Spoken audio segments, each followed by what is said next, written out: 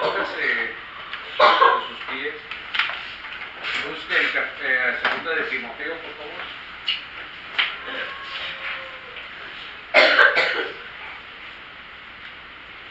Segunda de Timoteo, capítulo 2.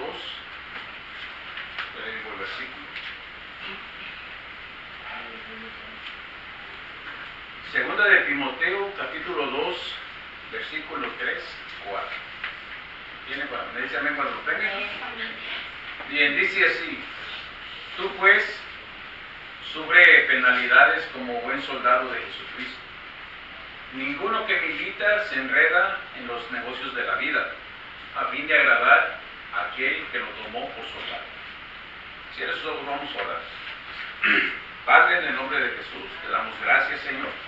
Te damos gracias por todo lo que has hecho, Señor, por la palabra que has dado, por la bendición, Señor, de hacerte presente y sobre todo tocar los corazones de todos los que estábamos aquí, Señor.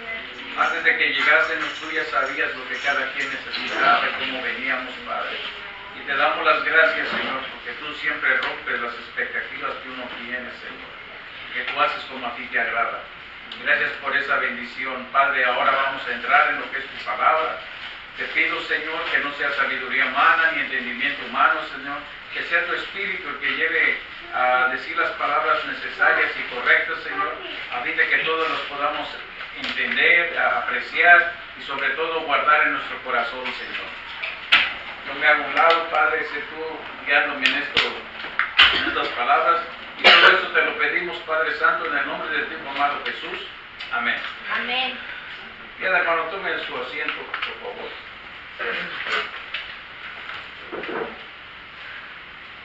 El gran apóstol Pablo, hablándole a su hijo Timoteo.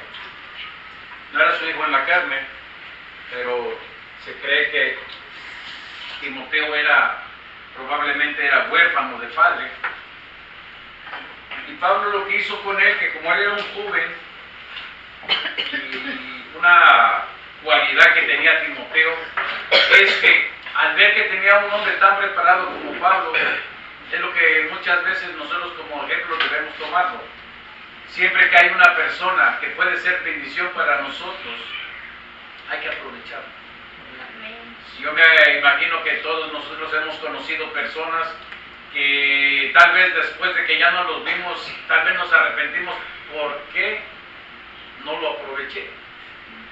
No todo el tiempo sucede, pero al menos hay una vez en la vida, de la vida cristiana, que alguien se aparece que vale la pena pegarse como sanguijuela, sacarle todo lo que se pueda. Entonces Timoteo era un hombre, era un joven del cual se agradaba a Pablo. En una ocasión Pablo dijo: aquí dice, espero enviarles pronto a Timoteo, dice, porque no tengo a nadie más que sienta lo mismo que yo. Se puede decir que Pablo, sin ser su padre biológico, hizo que Timoteo fuera una reproducción exacta de él. Incluso se dice que Timoteo fue el primer pastor de la iglesia de Éfeso, de la cual habla capítulo 2 de Apocalipsis. Y aquí Pablo le está diciendo algo muy interesante, le vuelve a decir, capítulo 2 de 2 de Timoteo, versículo 3 y 4. Tú pues, dice, sufre penalidades como buen soldado de Jesucristo. 4. Ninguno que milita se enreda en los negocios de la vida a fin de agradar a aquel que lo llamó por soldado. Una de las cosas que Dios espera de nosotros, por medio de su Hijo Jesucristo, incluso Jesucristo mismo, es que nosotros lleguemos a ser soldados, pero no cualquier soldado, hermano. Hay diferentes clases de soldado, sin importar los grados, o ser oficial o ser soldado raso. Se espera que todo buen soldado sea desde el principio, desde que es llamado. Aquí lo que está diciendo Pablo, que todos somos soldados de Jesucristo. Un buen soldado aprende a pelear.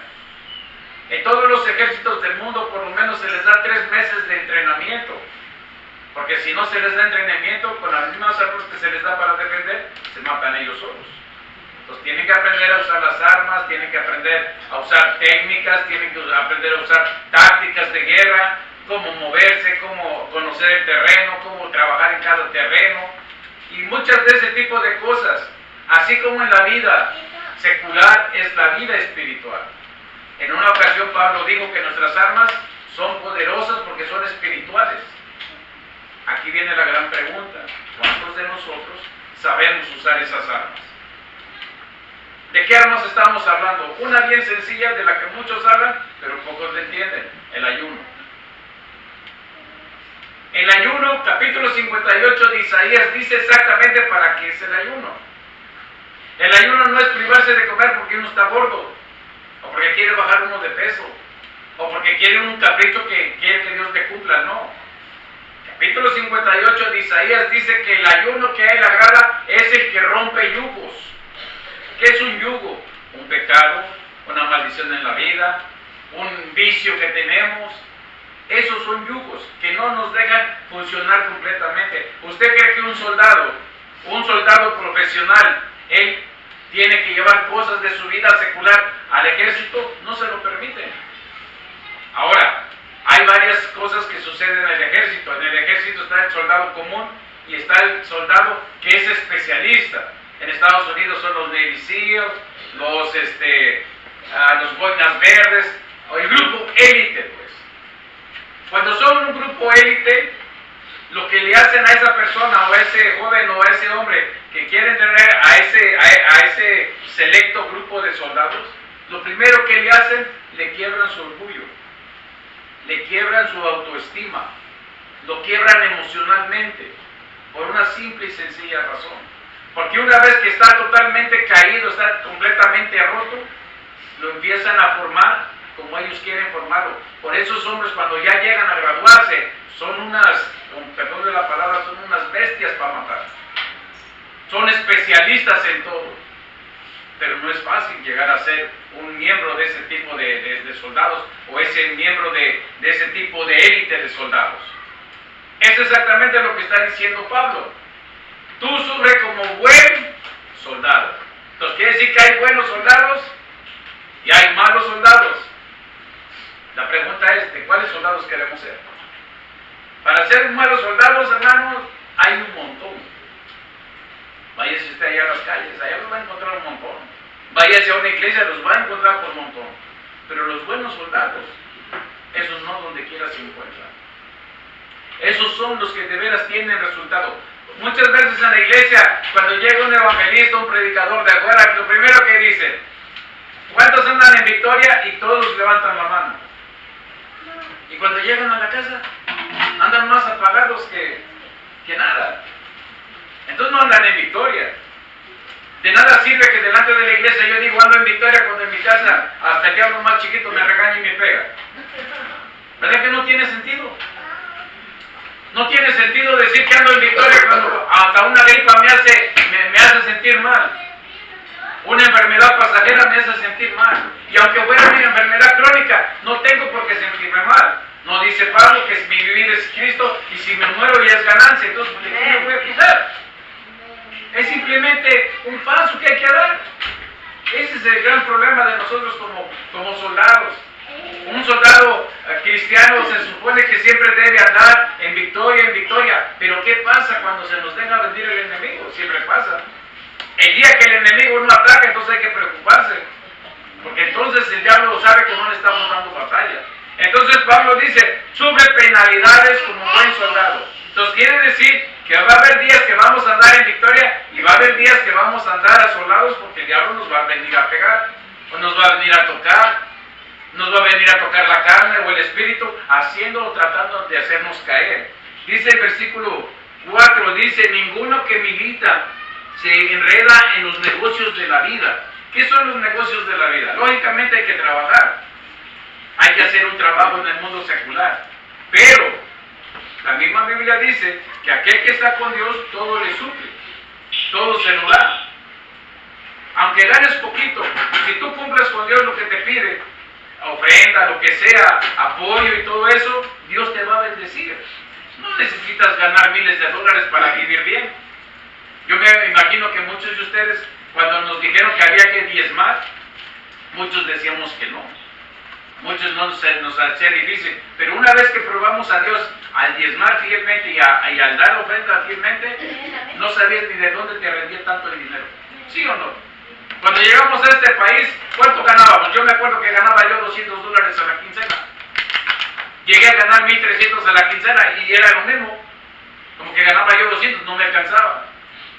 En cambio, cuando uno ya empieza a hacer las cosas correctamente como Dios dice, aunque ganes poquito, ese dinero sobreabunda.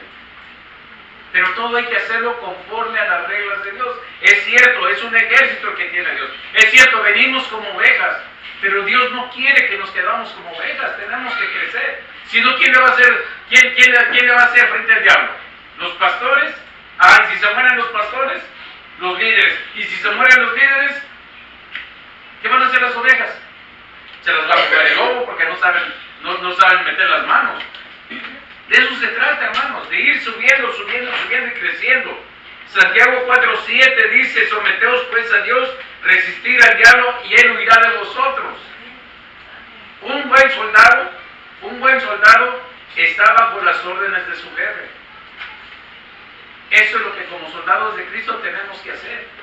¿Cuántos de nosotros de verdad obedecemos a Jesús? ¿Será que nomás obedecemos lo que me conviene? ¿Será que yo obedezco nada más lo que a mí me agrada? Una vez un hermano de El Salvador me dijo: hermano, dice, es que usted tiene que entender, dice, es que aquí, dice, somos diferentes culturas. Digo, es cierto, pero una vez que aceptamos a Jesús, todos los que éramos de diferentes culturas, venimos a ser de una sola, Jesús. Dijo, ya no hay griegos, ya no hay judíos, ya no hay gentiles, ya no hay esclavos. Ahora todos somos de Cristo. Digo, entonces, ese es un pretexto para no cumplir la palabra. Y él era el ministro de alabanza. O sea que de nada sirve tener años en el evangelio si no cambias tu mentalidad. Lo primero que le hacen a un buen soldado es cambiar su mentalidad. Tú lo puedes hacer. Que duele, pero lo puedes hacer. Que te duele, puedes soportarlo. Eso es lo que hace. Pero nosotros como cristianos, de veras el cristiano querrá pasar penalidades. ¿Qué es penalidades, hermano?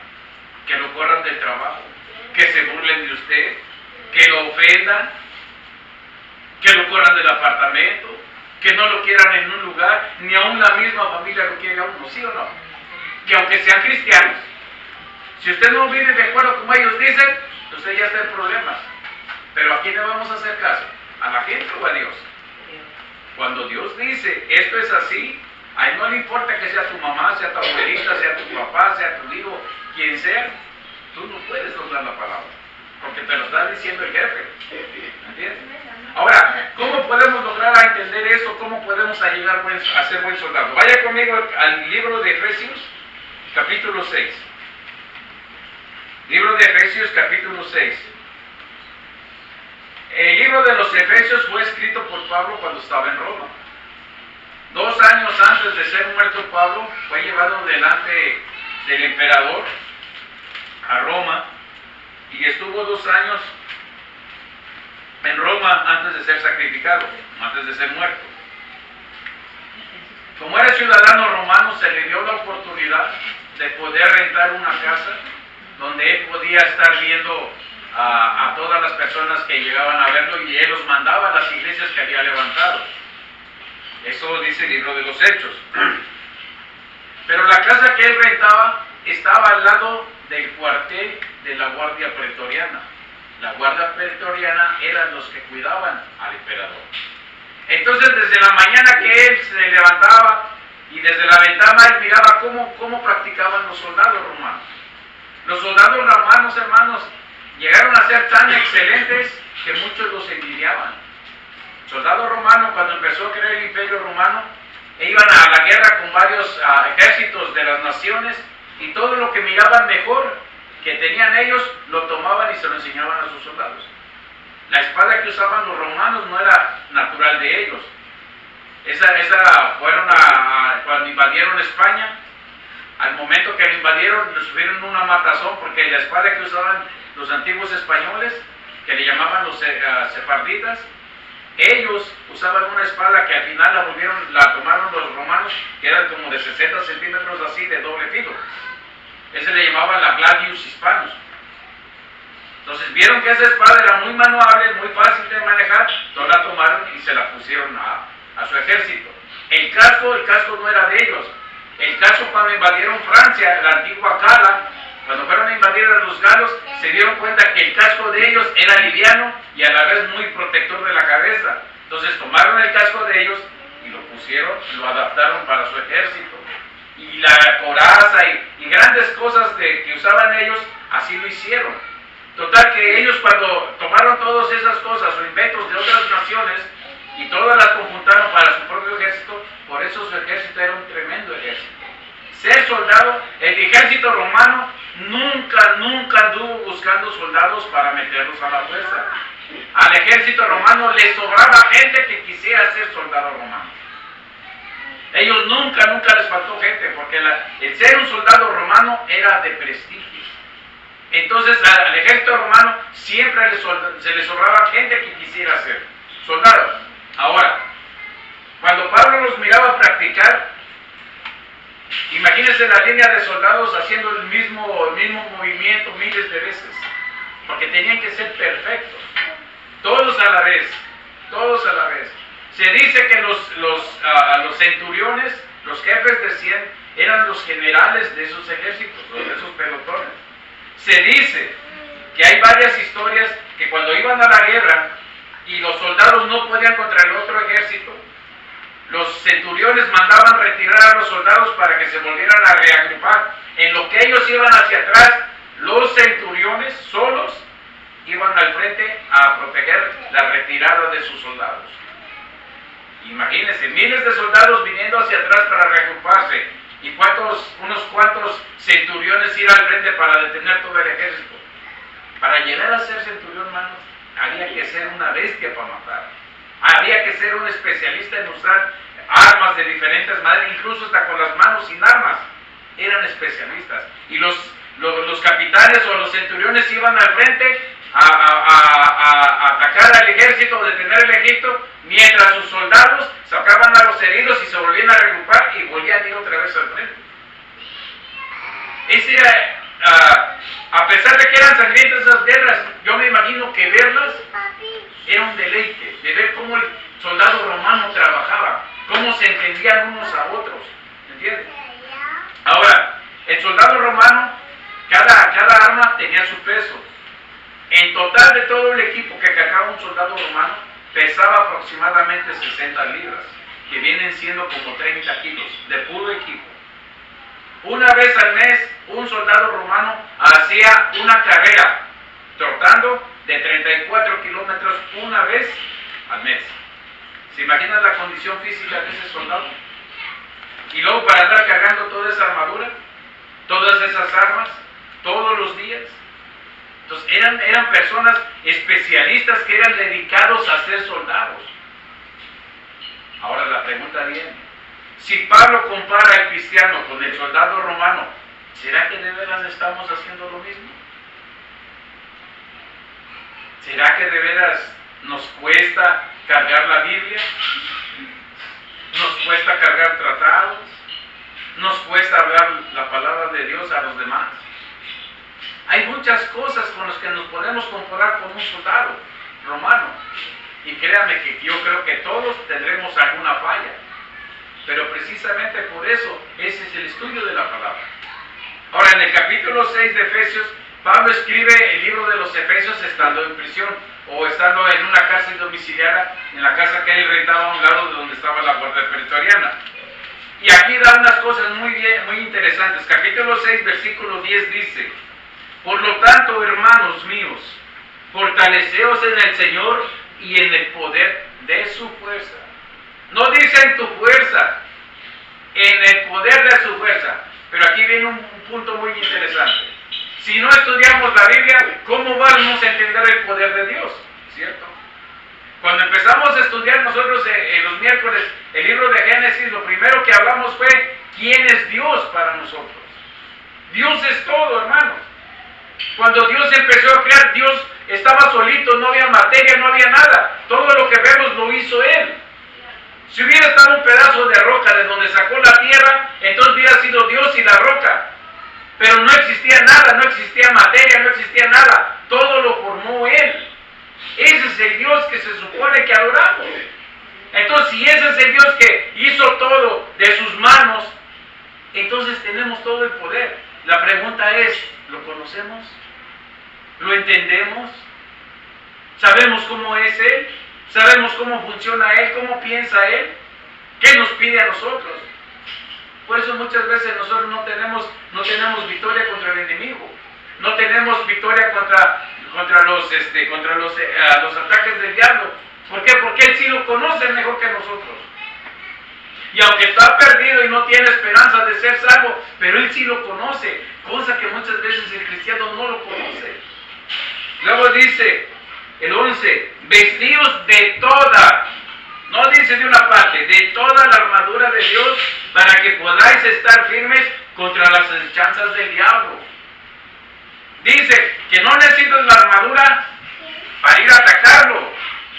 Incluso necesitas toda la armadura para cuando te venga a atacar Él. ¿Sabe qué es lo que pasa, hermano? Solo un simple punto. Dicen, vamos a ir a tal lugar a ungirlo, tal casa. Vamos a ir a orar por tal hermano y todo. Entonces todos se ponen a ayunar. Todos se ponen a orar. Entonces, si no hubiera liberación, si no hubiera que ir a ungir una casa, entonces nadie ora. Nadie ayuna. ¿Por qué? Porque cuando va uno a hacer la batalla, ¿cierto? Pero aquí está diciendo, ponte toda la armadura para que cuando el diablo te venga a atacar a ti. Entonces quiere decir que mientras haya batalla que yo vaya a dar o no tenga yo batallas, yo tengo que ayunar, tengo que orar, tengo que estudiar, tengo que leer, tengo que meditar la palabra. Cosa que muchas veces no lo hacemos. Por comodidad, no sé. Puede haber muchos pretextos que no lo hagamos. Pero sin embargo, lo que está diciendo Pablo, dice, vestíos de toda la armadura de Dios para que podáis estar firme contra las acechanzas del diablo. El 12, porque no tenemos lucha contra carne ni sangre, sino contra principados, dice, contra potestades, contra los gobernadores de las tinieblas de este siglo, contra huestes espirituales de maldad en las regiones celestes. Está diciendo que el enemigo tiene soldados, tiene capitanes, tiene gobernadores y tiene principados. No lo está diciendo al tiempo de nosotros, está diciendo al tiempo de los antiguos, que había reyes, había príncipes, había capitanes, había soldados. Pero es exactamente lo mismo. El diablo sigue funcionando igual. Porque así como Dios no ha cambiado, sigue siendo el mismo ayer, hoy y será. El diablo sigue copiando exactamente el gobierno de Dios, lo está copiando en su misma gente. Porque sabe que sí funciona. ¿Por qué cree que los satanistas ayunan? Es una ley espiritual que puso Dios. El ayuno lo pueden usar los cristianos para el bien, el diablo lo usa para el mal y tiene resultado porque es una ley que puso Dios, una ley espiritual, y Dios respeta lo que Él puso como ley. ¿Por qué los satanistas oran y tienen resultados? Porque la oración es otra ley, otra arma que Dios puso, y tanto funciona para el bien como le funciona para el mal. Muchas cosas que Dios puso también le funcionan a ellos, aunque ellos la usan para el mal. ¿Entiende? Ahora, fíjense lo que dice el versículo 13. Por tanto, tomad, otra vez dice, toda la armadura de Dios para que podáis resistir en el día malo, y habiendo acabado todo, estad firmes. Con ese versículo le tiramos todo lo que muchas veces dice la gente cuando evangeliza. Acércate a Jesús y todo va a ser facilito. ¿Sí o no le dicen así? ¿O no lo evangelizaron así? Acércate a Jesús y todos los problemas se acaban. Eso no es cierto. Cuando uno va al trabajo, ¿qué es lo primero que le dicen? Se burlan de uno. Que el curita, que el pastorcito, que el hermanito, que el aleluya, que no sé qué. Y hay veces que ya no se aguanta tanta carrilla, tanto bullying, ¿ves? Pero hay que aguantar. Entonces dice aquí, vuélvete a poner toda la armadura para que en el día malo, ¿qué es el día malo? Pruebas, ataques, enfermedades, malas noticias, problemas con la mujer, con los hijos, con los padres, con todo. Que estés firme. Es bonito leer, ¿cierto? Pero es difícil practicarlo. ¿Y cómo lo vamos a dominar si no lo practicamos? Y va a ver qué sencillo es caer, fíjense nomás. Ok, dice el versículo 14. Estad pues firmes, ceñidos vuestros lomos con la verdad. Génesis 35:11, Dios le habla a Abraham. Y lo dice de esta manera. Dice, de tus lomos saldrá una descendencia que no podrás contar. Nosotros los mexicanos decimos que lomos es esto, esta parte. Sin embargo, la Biblia cuando habla de lomos habla de esta parte, por una simple y sencilla razón. ¿Dónde está el órgano reproductor del hombre y la mujer? No está aquí. Cuando dice lomos es esta parte. Aquí está todo. No hay ningún soltero. Espero que no haya ningún soltero. Todos los que hemos estado casados o hemos tenido pareja, sabemos que en la intimidad la fuerza no se hace aquí. Todo esto es esta fuerza. Las mujeres cuando han tenido hijos que les hacen cesárea, no deben tener de cierta cantidad de cesáreas porque entonces ya no se les hace hernias. Los hombres cuando somos jóvenes nos enseñan a cargar pesado, nos dicen que nos bajemos porque una hernia ya no nos deja volver a cargar pesado. Entonces aquí lo que está diciendo, síguete pues los lomos con el cinturón de la verdad. ¿Qué era el cinturón del soldado romano? El soldado romano cuando dormía, el último que se quitaba y lo primero que se ponía era el cinturón, por una razón. Los hombres cuando cargamos tenemos que bajarnos acá, porque la fuerza se hace aquí. Y podrás cargar 100 o 200 kilos en los hombros, puede que hasta más, pero en realidad esto nomás, aquí se acomoda el bulto o se acomoda la carga, pero esto es lo que va haciendo la fuerza. Entonces, dice, cuando te pongas el cinturón de la verdad, era un cinturón de cuero que ellos se ponían para aguantar todo el día la carga que llevaban de armas. Más aparte el cinturón tenía unas correas de cuero cubiertas de metal, porque no es mucha ciencia entender que a un hombre le pegan en medio de las piernas y uno no grita de gusto. A uno lo doblan fácil así. ¿Me entiendes? Por esa razón, cuando entraban a la guerra y se quedaban sin armas, hermanos, en la guerra todo se valía. Y por eso es que traían un cinturón así grueso, que les abarcaba por el ombligo hasta acá, y luego los pedazos de cuero hacia abajo cubiertas de metal. ¿Por qué? Porque a veces los flecheros tiraban ahí para doblar a un hombre. Esa era una especie de cubierta. Ahora, ¿qué quiere decir el cinturón de la verdad? ¿Qué entiende usted por verdad? ¿Qué es lo contrario de la verdad? Mentira, hipocresía. Entonces quiere decir que el cinturón de la verdad quiere decir que cuando estamos en los caminos del Señor debemos hablar la verdad. Dice un dicho en México, la verdad no ofende, pero sí incomoda. Hay veces que nosotros como cristianos no queremos decir la verdad porque se va a ofender el hermano. ¿Con quién nos vamos a poner en problemas? ¿Con el hermano o con Dios?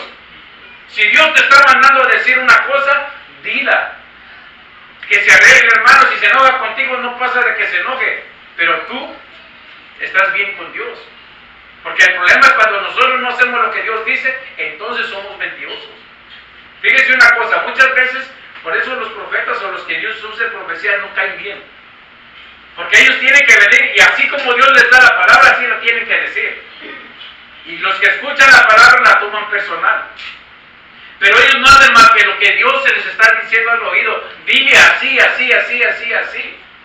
Que a la gente no le gusta, mucho más a los que andan rebeldes. Pero el que es usado en profecía tiene que decirlo tal como Dios se lo dijo. No nada más él. Los predicadores, nosotros aquí adelante no podemos predicar mentiras. No le puedo poner yo a la palabra cosas que no están, ni ponerle cosas de mí. Porque entonces yo estoy mintiendo, estoy haciendo mentiroso a Dios. El último capítulo del libro de Apocalipsis dice, y que será maldito aquel que le añada o le quita la palabra de la profecía. Nosotros los predicadores tenemos un gran compromiso con Dios porque Él nos va a pedir cuentas de todo lo que estamos diciendo acá. Si dijimos algo que no está en la palabra, vamos a dar cuenta. Porque si vamos a dar cuenta de cualquier palabra ociosa que salió de nuestra boca, ahora imagínense la palabra que salió que decimos que está en la Biblia y que tal vez no esté. Decir la verdad es ser sincero con nuestros hijos.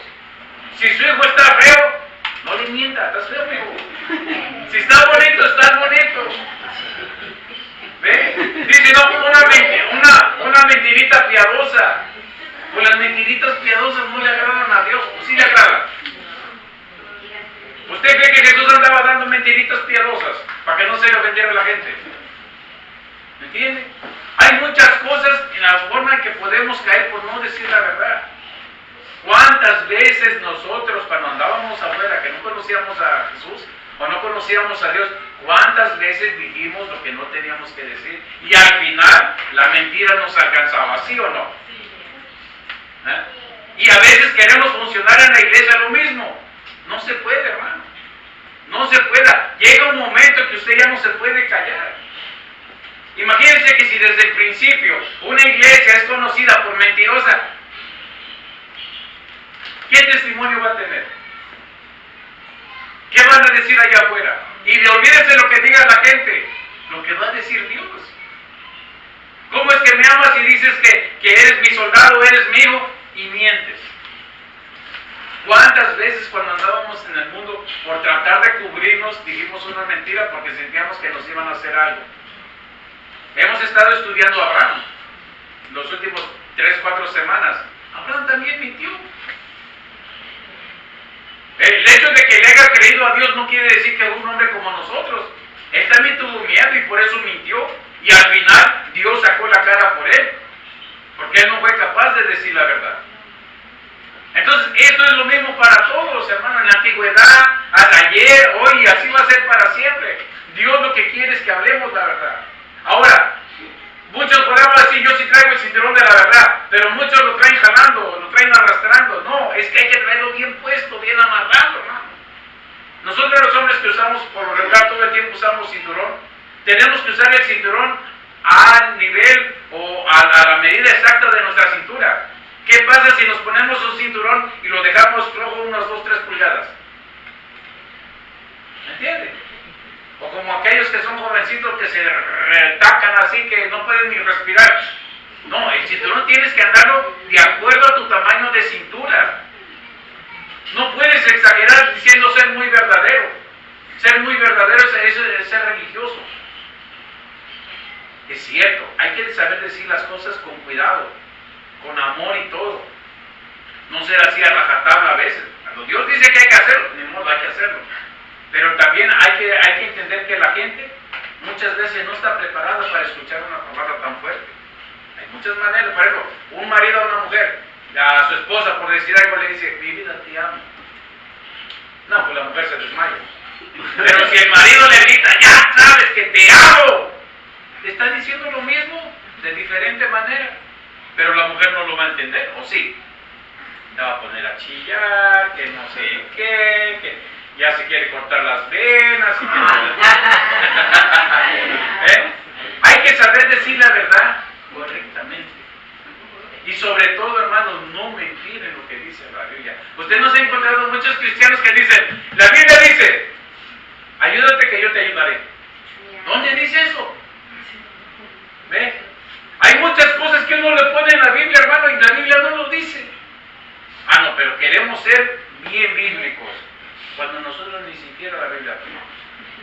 Entonces, ¿cómo vamos a saber las verdades de la Biblia si no las estudiamos? La verdad es la verdad, hermano. La verdad es para todos. La verdad nos la van a pedir a todos, no nomás a los que predican, o a los líderes, o a los pastores, o a los más viejos, no, es para todos. Por eso el trabajo de nosotros, a los nuevos que van viniendo, es enseñarles correctamente la palabra, para que aprendan correctamente lo que es la palabra. Ahora fíjense lo que sigue diciendo. Dice, y vestidos con la coraza de justicia. La coraza era algo que se ponían de la cintura y les cubrían todos los hombres, y aparte los brazos tenían varias, le llaman grebas, que eran así cubiertas como conchas que le cubrían hasta esta parte del brazo. Esa coraza era especial porque abajo de esa coraza tenían una malla de metal también, para evitar que las flechas entraran y los lastimaran. Incluso aguantaban ciertos golpes de espada. Pero eso era lo que lo cubría de aquí a todo hasta el cuello y cubierto acá hasta la mitad de los brazos. ¿Qué significa para nosotros los cristianos? La coraza de justicia. La Biblia dice, practica justicia, habla justicia, sé justo.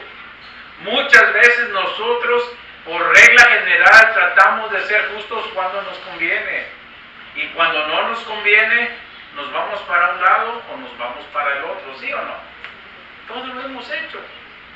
Todo lo hemos hecho. Pero igualmente a todos Dios nos está pidiendo practica justicia. Él es el Rey de la justicia. Cristo es el Rey de la justicia. Si Él es el Rey de la justicia, ¿qué cree que espera Él de nosotros? Si usted lee los 4 evangelios, se va a dar cuenta que varias veces Jesús regañó a los apóstoles. Una ocasión vino Juan y Jacobo y le dijeron: Señor, no te quisieron aceptar que pasaras o que pararas en Samaria. Dice: ¿quieres que hagamos descender el fuego del cielo y que los consuma? Jesús se voltea y se enoja. Dice: bueno, ¿y qué no saben de qué espíritu son? ¿Qué no saben que yo vine a mostrar misericordia, a buscar al perdido y ustedes ya los quieren quemar? ¿Entiende? Eso es santidad. Justicia es santidad, verdad. Hacer las cosas como Dios quiere hacer. Si Dios no hubiera querido salvar a aquellos que lo ofendían, no hubiera mandado a su Hijo. Y si no hubiera mandado a su Hijo, todos nosotros fuéramos de cabeza al infierno. Traer la coraza de justicia es traerla todo el tiempo, no nada más cuando me conviene, no nada más cuando a mí me gusta, nada más cuando quiero. Es que todas las 24 horas del día debemos traer el cinturón de la verdad y la coraza de justicia. Muchas veces nosotros como padres, cuando tenemos más de un hijo, a muchas veces nosotros somos injustos con nuestros hijos. El que nos obedece, que nos quiere, que no es tan travieso, lo tratamos mejor que al otro. Y lo único que hacemos es que al otro que no se porta tan bien, le agarre más coraje a uno y a su hermano. Se lo digo por experiencia, así me pasó yo de niño. Yo le tenía mucho coraje a mis hermanos, porque a ellos los trataban mejor que a mí. Y eso es lo que muchas veces como padres hacemos. Eso no es practicar justicia. Si vamos a traer la armadura o vamos a traer la coraza de justicia, es que en las 24 horas del día tenemos que ser justos, practicar justicia. ¿Y cómo vamos a practicar la justicia si no conocemos los mandamientos de Dios? Así de sencillo. Muchas veces, muchos de los errores que cometemos es por ignorancia de que no conocemos los mandamientos. Si los conociéramos, o supiéramos, o leyéramos, o estudiáramos los 4 evangelios por lo menos, sabríamos cómo piensa Jesús, cómo habla Jesús, cómo miraba Jesús, cómo trataba Jesús a la gente. Eso es justicia. Él vino a mostrarnos que sí se podía practicar la justicia como Dios pedía que se hiciera. Y lo logró. Pablo fue otra persona. Pablo, cuando él nació y creció, fue hecho un fariseo. Pero una vez que conoció a Jesús, tuvo que ir al monte Horeb, al monte Sinaí, y allá estuvo bastante tiempo en lo que Dios lo hizo, en otras palabras, vomitar todo lo que sabía y volvérselo a comer, pero con el Espíritu de Dios. Y entonces Pablo entendió cómo quería Dios que viviera la palabra. Por eso Pablo, cuando regresa, vino a hacer una revolución en toda Asia y hasta en Europa, porque él aprendió a ser un buen soldado. Ahora fíjese lo que dice el versículo 15: y calzados los pies con el apresto del Evangelio de la paz. Dice el libro de Isaías: hermosos son sobre los montes los pies del que anuncia la paz, o las noticias, o las buenas noticias. ¿Cómo podemos nosotros usar ese versículo sencillo? ¿Cuántos evangelios hay en la Biblia? 4. ¿Cuántos lo hemos leído completo? ¿Cómo podemos hablar el Evangelio de Jesús cuando ni siquiera nosotros hemos sido capaces de leerlo por lo menos una vez los 4 Evangelios? Yo les aseguro una cosa: ¿alguno de ustedes sabe cuántos capítulos tiene el libro de Mateo? ¿El libro de Marcos cuántos capítulos tiene? Y esta sí es pregunta. Lucas, ¿cuántos? No, ya lo está buscando la parita, no. ¿Se da cuenta? ¿Cuántos capítulos tiene el libro de Juan? Entonces, ¿cómo es que vamos a cumplir ese versículo? Puesto las sandalias del Evangelio de paz. ¿Qué tal si nomás leemos Mateo, Marcos y Lucas? Pero la persona que Dios nos pone enfrente necesita versículos del libro de Juan. Y si no lo hemos leído, ¿Qué le va a decir? Dame chance una semana, voy a buscar. No, hermano, no. ¿Sabe que las sandalias que usaban los soldados romanos se ataban casi hasta la rodilla? Y abajo, en la suela, le ponían unos tachones de metal, para hacerlos indestructibles. Por eso los soldados, cada vez que les daban sandalias, de ellos les duraban hasta años, porque no se acababan. Tachones es como los zapatos del futbolista, ve que llevan uno que les llaman tacos, no sé cómo dicen en Colombia, pero esos son, así de ser, de ahí viene la enseñanza de ponerle tachones a los zapatos del fútbol, porque eso lo hacían los romanos. Ahora, una cosa bien sencilla, muchos podemos decir, es que yo no tengo el intelecto del hermano, yo no tengo la habilidad de la hermana y esto, hermano, esto es más sencillo de lo que parece. Imagínense, yo calzo del 10, y si yo me pongo unos zapatos de 12, 13 o 14, ¿qué va a pasar? No voy a poder correr, no voy a poder caminar, ¿por qué? Porque me quedan demasiado grandes. Si lo hago al revés, calzo del 10 y me pongo unos zapatos del 9, del 8 y medio, ¿qué cree que va a pasar? Igual, no puedo caminar, porque me lastima. Entonces quiere decir que usar el Evangelio tiene que ser de acuerdo a su capacidad de cada quien, de acuerdo a su intelecto de cada quien y de acuerdo a su habilidad de cada quien. Usted no se puede poner mis zapatos, yo no me puedo poner los de Amparito. Amparito no se puede poner ni los de Felipe. Cada quien tiene que tomar su medida, tiene que tomar de acuerdo a su condición, de acuerdo a su entendimiento y de acuerdo a su habilidad. Pero tiene que hacerlo. Tiene que hacerlo. No nada más de que vaya fulano, eres el de evangelismo, que eres el que predica, que eres el pastor. No. Capítulo 16 de Marcos dice, id y predicar el evangelio a toda criatura. No está diciendo nomás los apóstoles, no nada más de no nomás aquel. Dijo a todos los que me han seguido. El mensaje es para todos, el mandamiento es para todos, no nada más para los líderes. Todos tenemos que compartir lo que Dios ha hecho en nuestra vida, pero tenemos que hacerlo sabiendo lo que vamos a hablar. Muchas veces la gente habla, pero no entiende o no sabe lo que está diciendo, porque no lee, porque no le enseña. Hermano, si usted está aquí y usted quiere conocer algo, es más fácil preguntar. Dice que no hay peor ignorante que no pregunta. ¿Por qué cree que los discípulos, siempre que Jesús hablaba, cuando estaban a solas, le decía, ¿qué quisiste decir con eso? Y Jesús se los explicaba. Jesús no se enojaba. Dios no se enoja. Si usted le pregunta a un hermano y se enoja, hermano, no le vuelvo a preguntar. Porque o eso es muy orgulloso o de plano él tampoco entiende la palabra. Porque para eso estamos los que llevamos más tiempo en el Evangelio, para ayudar a aquellos que apenas vienen. ¿Ven? Dice el versículo 16, dice, sobre todo, tomad el escudo de la fe, con que podáis apagar todos los dardos de fuego del enemigo.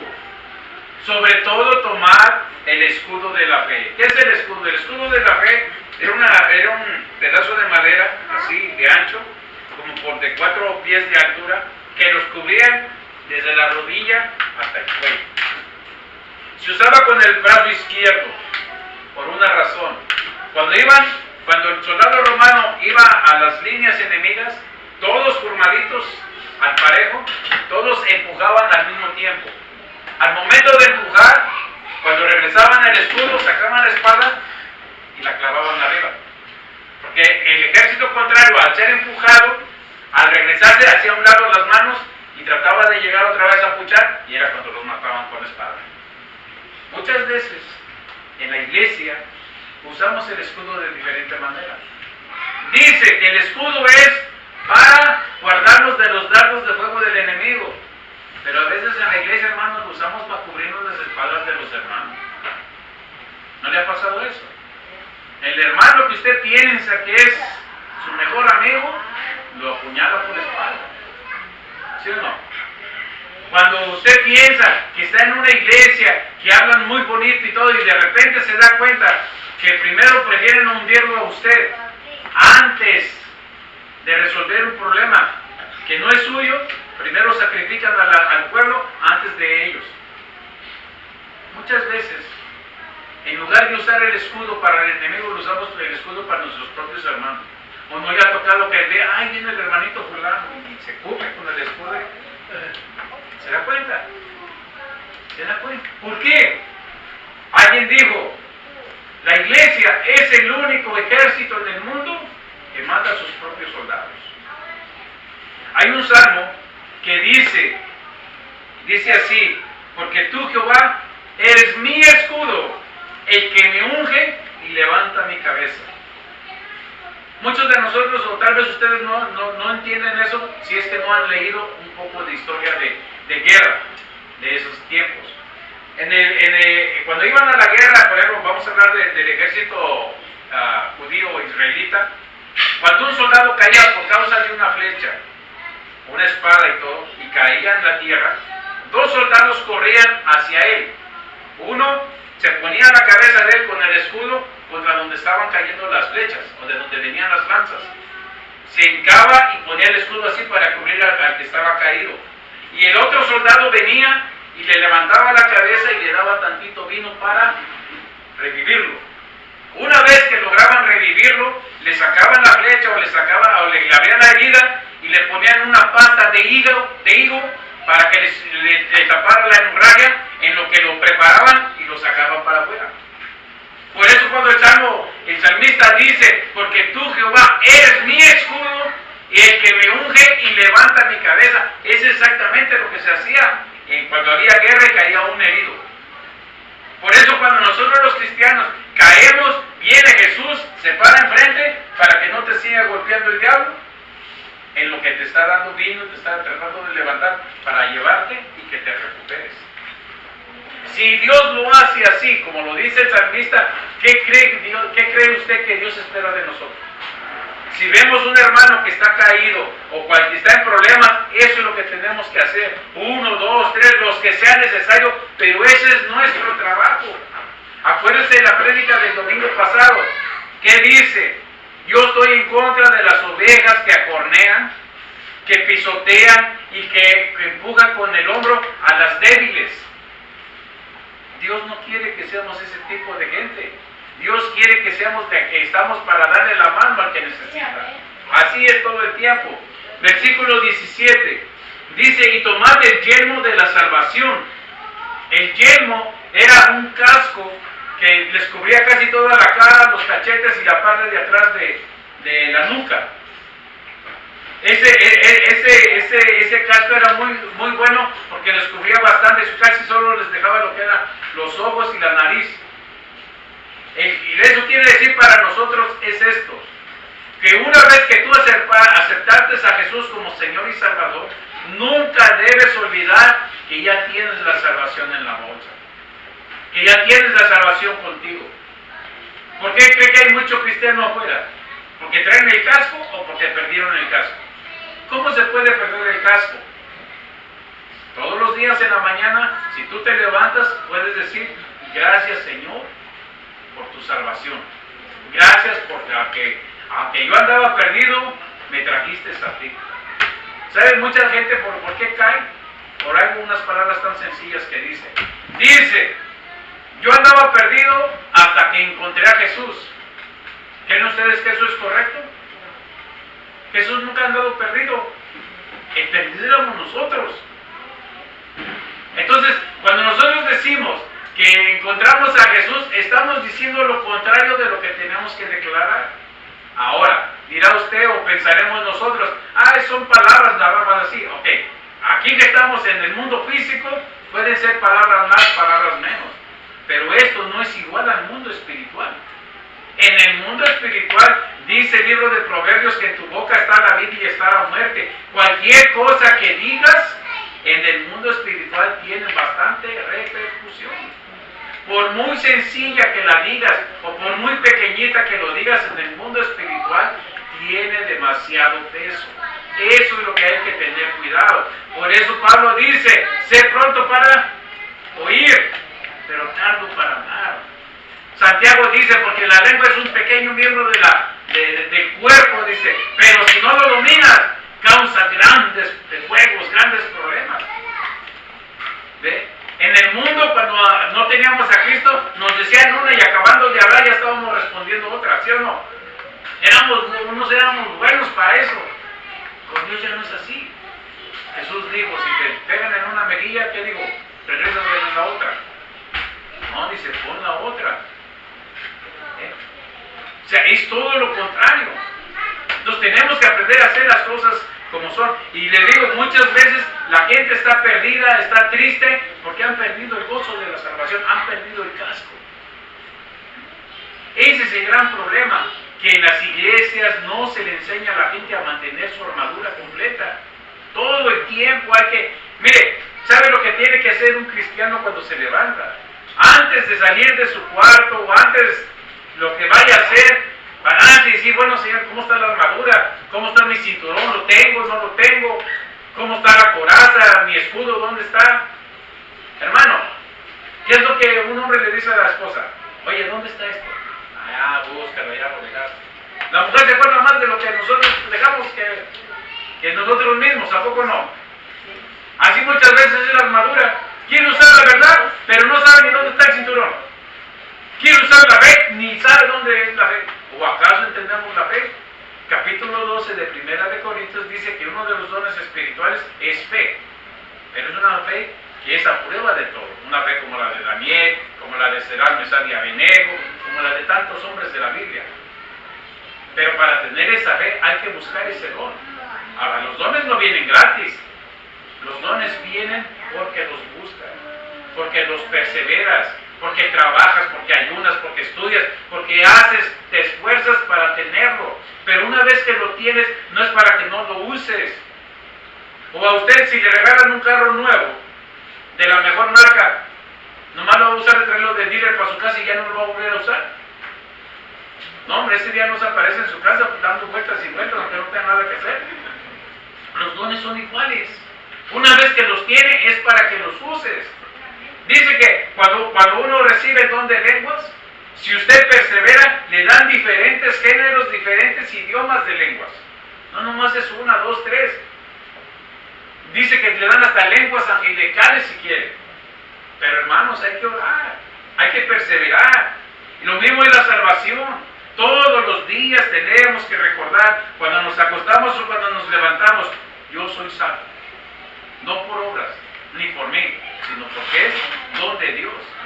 Por eso viene y debe estudiar la palabra. Luego dice, y la espada del Espíritu, que es la palabra de Dios. Esto es muy diferente a las sandalias del Evangelio. ¿Cuántos libros tiene la Biblia? 66. Quítele 4 evangelios, quedan 62. Los 4 evangelios son las sandalias del Evangelio. 62 libros son la espada del Espíritu. La espada del Espíritu era una espada de doble filo. Dice que está afilada, que corta hasta el centro. Si usted agarra la espada para pegarle a alguien, lo va a cortar. Pero si le hace para atrás, usted mismo se va a cortar. Para evitar hacer eso, ¿qué tenemos que hacer? Estudiar la palabra, ¿sí? Tal vez usted diga, ay, no, voy a leer los 4 evangelios y ya cumplí. No, pues hay todavía 62 libros que tiene que leer. Hay 5 libros en la Biblia que solamente es un capítulo. Y le aseguro que no todos se lo saben. Y mucho menos ya todos lo leyeron. Imagínense que cuando entremos allá en el cielo, que diga el Señor, ok, les voy a hacer 5 preguntas de la Biblia y el que las pase, entra. Imagínense que le diga, a ver, fulanito o fulanita, dime qué dice Juan 3:18. ¿Alguno de ustedes sabe qué dice Juan 3:18?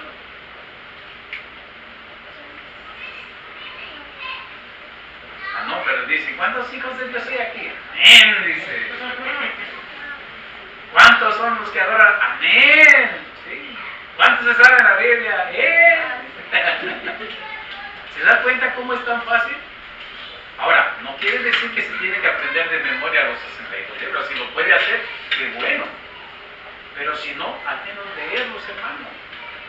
Siempre la Biblia va a tener algo nuevo que día a día usted lo lea, va a encontrar algo nuevo. Siempre, siempre, siempre. Pero para eso hay que querer, hay que desearlo. Fíjese lo que dice el 18. Dice, orando en todo tiempo con toda oración y súplica en el Espíritu, y velando en ello con toda perseverancia y súplica por todos los santos. Todo esto no lo podemos tener si hacemos al Espíritu a un lado. ¿Por qué? Porque el orar es la correa con lo que se ata toda la armadura al cuerpo de uno. ¿Qué es orar en el Espíritu o pedirlo en el Espíritu, en súplica del Espíritu? Que el Espíritu es el que viene, te chequea, ok, la armadura está un poquito floja, te la voy a ajustar. El cinturón se te anda cayendo, te lo voy a ajustar. Las sandalias se te andan saliendo, te las voy a ajustar. Eso es lo que hace el Espíritu. Pero si no usa usted el Espíritu, si usted no le pregunta al Espíritu, ¿qué va a hacer el Espíritu? ¿Acaso cuando andamos mal o nos sentimos mal, qué es lo primero que decimos? Señor, dime qué estoy haciendo mal, porque me siento así. Entonces Dios viene, manda a su Espíritu y dice, ok, te la estás regando acá, estás haciendo esto mal. Eso es el Espíritu, porque el Espíritu corrige, redarguye, quita las dudas y siempre te dice la verdad. Pero ¿cómo lo vamos a hacer, hermanos, si no oramos? Si no suplicamos, si no usamos la perseverancia para tener toda la armadura.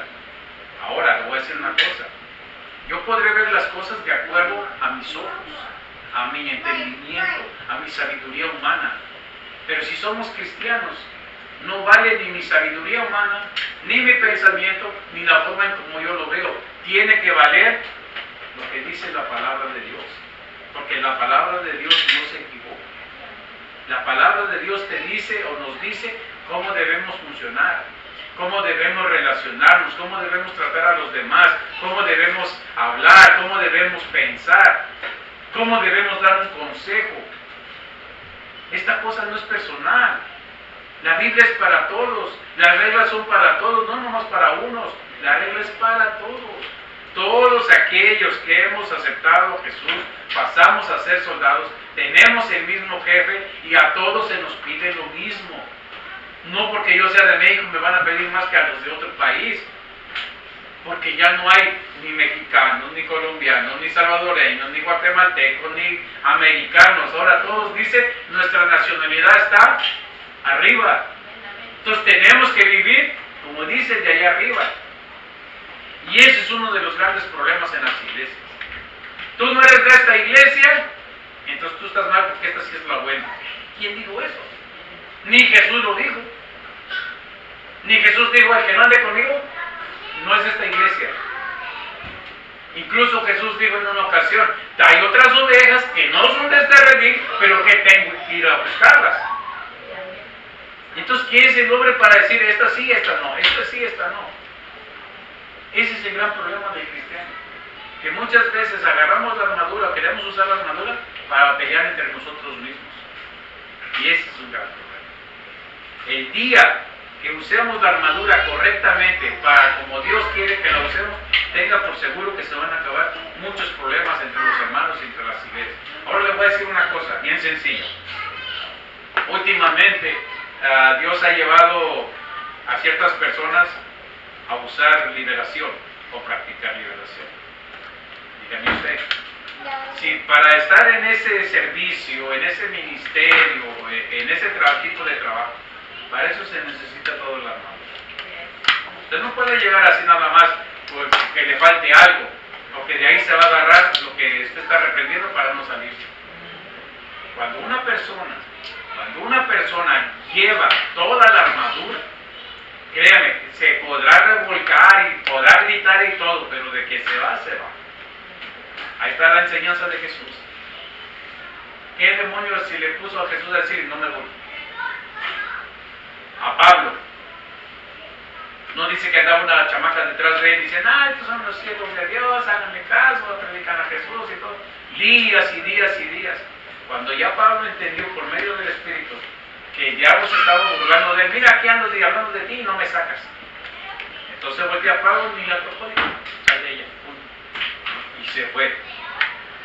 Pero porque era un hombre que traía toda la armadura completa, hermano. Nosotros podemos leer la Biblia y vamos a encontrar Los hombres que de veras usaban toda la armadura y tenían resultado. Ahí está. ¿Ves? No con su sangre, no con su sombra, se levantaban los enfermos. ¿Eh? ¿Cuántos milagros no hay en la Biblia? Todo porque andaban con la armadura bien puesta. Eso es lo que Dios espera. Imagínese, hermano, que un día ande usted en la calle, en el hospital, donde sea, y está ahí un enfermo, y que le diga así como le digo Juan y Pedro: no tengo plata ni oro, pero en el nombre de Jesús levántate. Y se levanta, hermano. ¿Qué va a decir? Ah, no, eso es para la hermanita que ya es. ¿Y cómo vas a saber si no lo tienes, si no lo practicas? Muchos saben que una vez una persona me dijo: es que yo no sé qué dones tengo.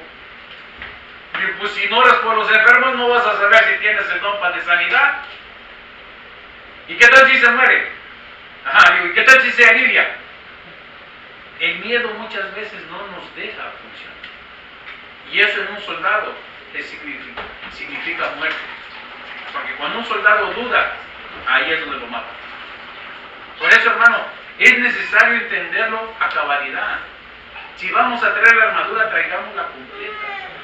Todos los días hay que chequearnos: ¿está correcta? ¿Está bien amarrada? ¿Me falta algo? ¿No me falta algo? Así es como se debe hacer todos los días. No necesita que el esposo le diga, que la esposa le diga, que los hijos le digan.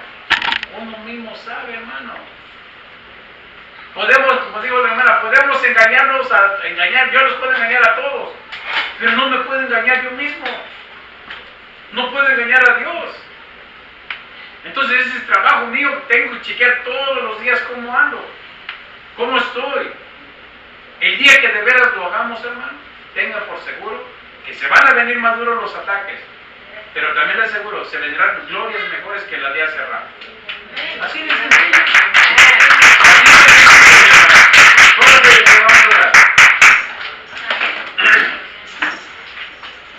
Padre, en el nombre de Jesús, gracias por esta noche, gracias por esta tarde, gracias por tu palabra, Señor. Te damos gracias, Padre, porque tú nos hablas a tiempo y fuera de tiempo, y siempre tu palabra es sencilla y es fácil de entender cuando disponemos nuestro corazón.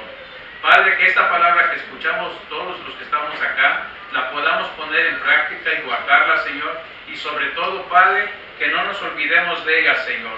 Y cada cosa que vayamos a hacer, siempre recordemos que es necesario ponernos toda la armadura, no una parte, sino toda la armadura, Señor, para poder ser soldados dignos de tu confianza, Señor. Ahora te damos gracias, Señor, por lo que hiciste en la alabanza.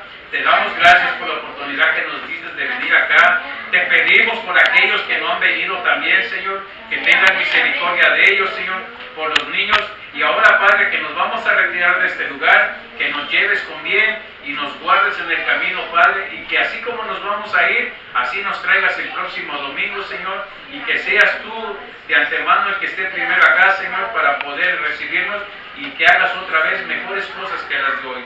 Gracias te damos, mis hermanos y yo, Padre, en el nombre de Jesús, y todos decimos amén. Amén.